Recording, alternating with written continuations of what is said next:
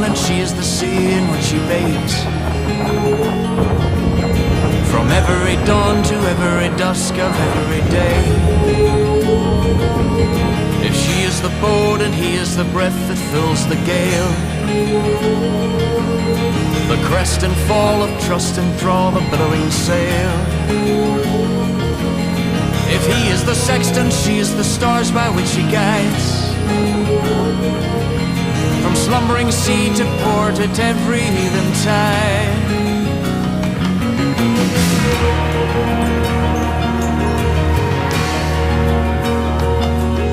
If she is the gull and he is the sanguine song she cries.